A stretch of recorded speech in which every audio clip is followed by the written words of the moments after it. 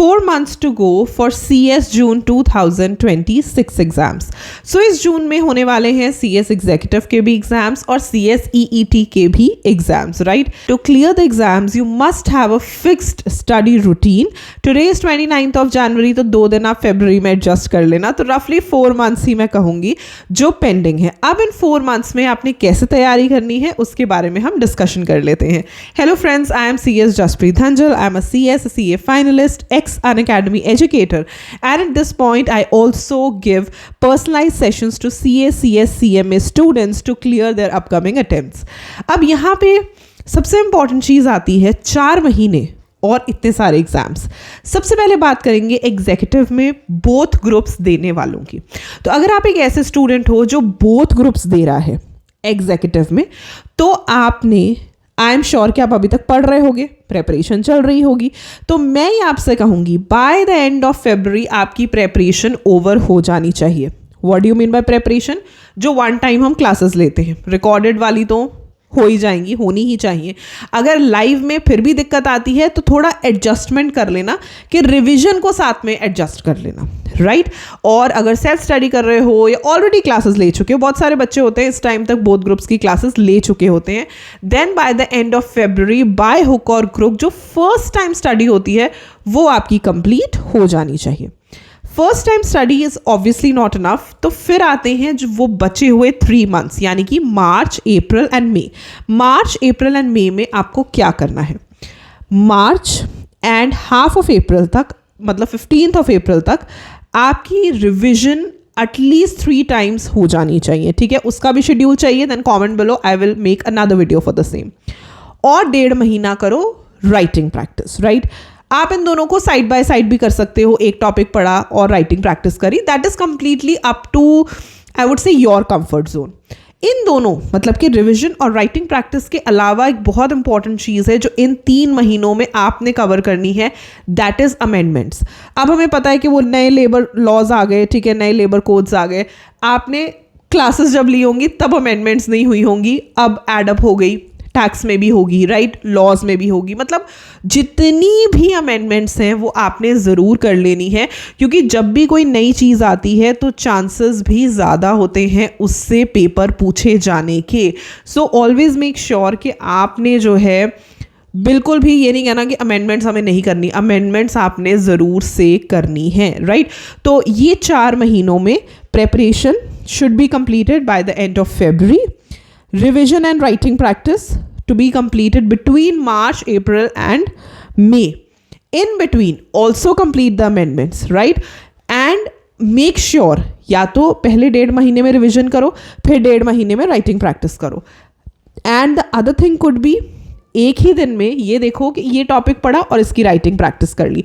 You can do it from past year questions, you can do it from crackers, whatever feels okay with you, तो वो आप कर सकते हो. And do it right now. Start your schedule, start your plan, ताकि आप जून में दोनों ग्रुप क्लियर कर पाओ, बिकॉज ऑब्वियसली बहुत ज़्यादा मुश्किल होता है. तो दोनों ग्रुप क्लियर करने के लिए ये चीज़ आपको फॉलो करनी चाहिए. दूसरा हम आते हैं जो सिंगल ग्रुप दे रहे हैं. फर्स्ट ग्रुप में 4 पेपर हैं, दूसरे में 3 पेपर हैं. तो जो सिंगल ग्रुप दे रहे हैं उनके लिए मैं बोलूँगी फरवरी एंड मार्च तक आपकी प्रेपरेशन हो जानी चाहिए. होता क्या है, जो बच्चे बोथ ग्रुप्स देते हैं वो ज़्यादा टाइम से पढ़ रहे होते हैं.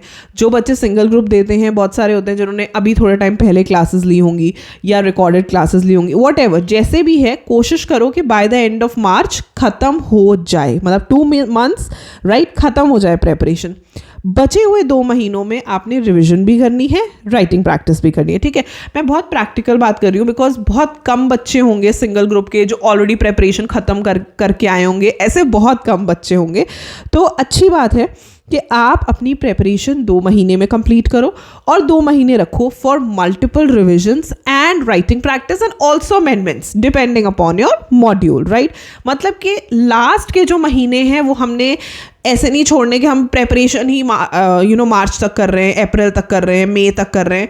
It will not be of any use, right? आपको एटलीस्ट 3 times रिविजन करनी चाहिए. रिविजन प्लान कैसा होना चाहिए वो भी अगर आप कमेंट करोगे तो उसके लिए मैं सेपरेट वीडियो बना दूंगी. राइटिंग प्रैक्टिस कैसे कर सकते हैं, कहाँ से करनी चाहिए, उसके लिए भी सेपरेट वीडियो बना दूंगी. What ever it is, put it in the comment section below. तो 2-3 बातें हैं जो आपने याद रखनी है, चाहे वो राइटिंग प्रैक्टिस है, चाहे वो रिविजन है, चाहे वो आपकी प्रेपरेशन है. यानी कि मैं ये बोलूँगी बोथ ग्रुप्स हो या सिंगल ग्रुप हो, कोशिश करो कि फेब नहीं तो 15 मार्च तक अपनी प्रेपरेशन ख़त्म कर दो. जितना ज़्यादा time revision and writing practice को दोगे उतना हेल्पफुल होगा. मैं जो आपको टाइमलाइंस दे रही हूँ वो मैक्सिमम टाइम है, मतलब maximum to maximum for both groups by the end of February कर देना है ख़त्म preparation, and maximum to maximum for single group by the end of March preparation कर देनी है. उसके बाद बची हुई रिविजन एंड राइटिंग प्रैक्टिस करनी है. This is what I am trying to say. इससे जल्दी कर सकते हो, नथिंग लाइक दैट. और बचे हुए टाइम में अमेंडमेंट्स करो, रिविजन करो, राइटिंग प्रैक्टिस करो. It will help you a lot. Yes, तो CS एग्जीक्यूटिव वालों के लिए 4 मंथ्स की प्लानिंग तो यहाँ पे बहुत बहुत ज़्यादा रेलेवेंट हो जाती है अगर आप जून में पेपर जो है वो क्लियर करना चाहते हो. चाहे आप बोथ ग्रुप्स दे रहे हो, चाहे आप सिंगल ग्रुप दे रहे हो, एक शेड्यूल बनाओ. और आप एक पूरे मंथ का शेड्यूल बना सकते हो. इससे फ़र्क क्या पड़ेगा कि प्रेपरेशन में हमारे पास ये 2 महीने हैं या ये सिंगल महीना है, उसके नीचे लिख लो कि मैंने ये टॉपिक्स कंप्लीट करने हैं.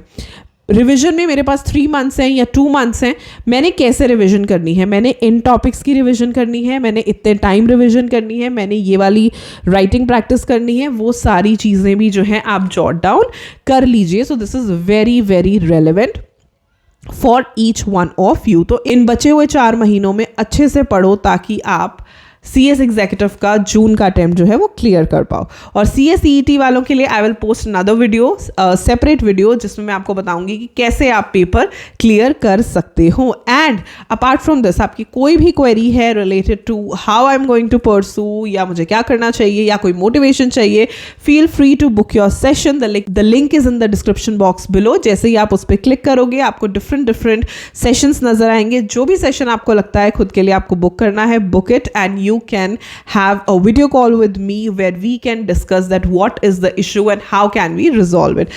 I hope ये वीडियो आपको अच्छी लगी हो तो लाइक करना, चैनल को सब्सक्राइब करना, अपने फ्रेंड्स के साथ इस वीडियो को शेयर करना. And I will see you super soon in another video. Till then, stay happy, stay blessed and keep the preparations on. Bye bye.